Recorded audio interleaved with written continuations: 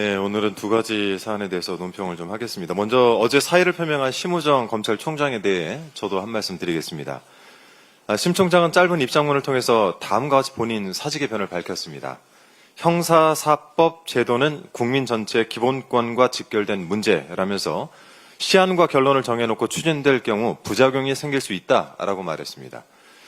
형사사법 제도가 국민의 기본권에 막대한 영향을 미친다는 것을 그렇게 잘 알면서 먼지털이 수사, 억지, 조작 기소, 그를 통해서 민주진영을 말살하려고 했던 검찰의 수장으로 책임감도 반성도 없는 변명처럼 들립니다.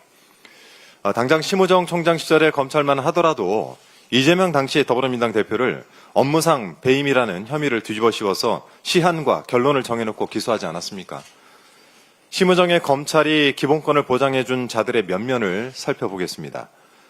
당신의 검찰은 지난해 김건희 명품백 수수 사건과 도이치모터스 주가 조작 의혹에 대해서 줄줄이 불기소 처분했습니다. 하필 이 사안에 대한 수사가 이루어지던 작년 10월 심우정 총장이 김주현 당시 민정수석과 비화폰으로 통화했던 사실이 뒤늦게 밝혀지기도 했죠.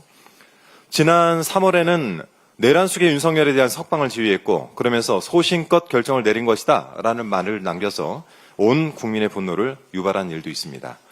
검사 심우정에게 국민은 바로 이런 권력자들이었던 것입니다.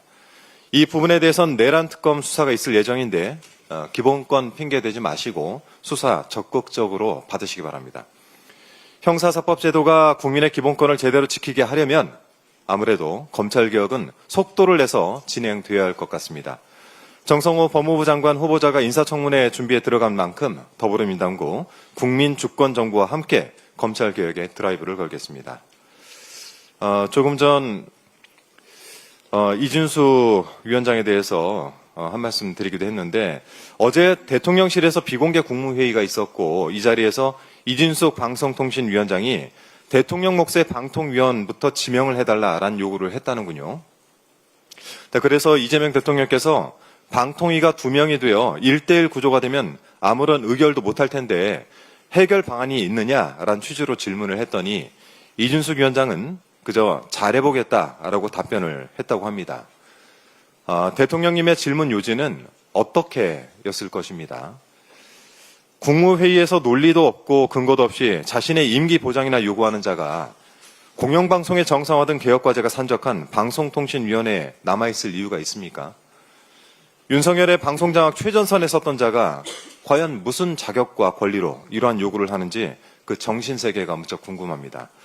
혹시 윤석열의 방송장악 시도를 이번 국민주권정부에서 완수해보겠다라고 하는 헛된 꿈을 꾸고 있는 것은 아닌지, 아니면 언론개혁이라는 국민의 요구를 짓밟고 마지막까지 회방을 놓겠다라는 것은 아닌지. 하긴 이명박 박근혜 정권에서 이 공영방송 MBC를 민영화하려 했던 자, 또 후배들을 내쫓고 자신의 영화만을 쫓던 자, 그 DNA가 어디에 가겠습니까? 이준석 위원장은 한상혁 전 방송통신위원장 기억하시죠? 조금 전 전현희 최고위원께서도 본인의 사례를 이야기하셨는데 윤석열은 취임 직후에 한상혁 방송통신위원장을 향해서 국무회의에 굳이 나올 필요가 없다라고 했습니다. 그리고 곧바로 감사원을 통해서 방통위 감사에 돌입을 했죠. 한상혁 위원장을 잡기 위해서였을 것입니다. 결국 한상혁 방송통신위원장은 TV조선 재승인 관련해 피의자 신분으로 검찰 조사를 받았고 바로 직권남용 등의 혐의로 기소됐습니다. 이를 이유로 윤석열은 임기가 남아있는 한상혁 방송통신위원장을 면직 처리했습니다.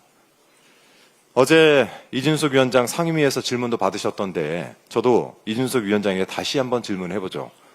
기소되면 사임하시겠습니까?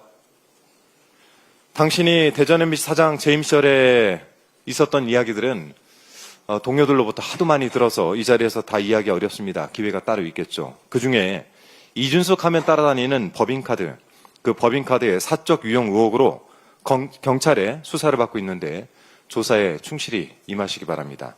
지금은 국민의 시간이자 모든 것이 제자리를 찾아가는 매우 귀중한 시간입니다.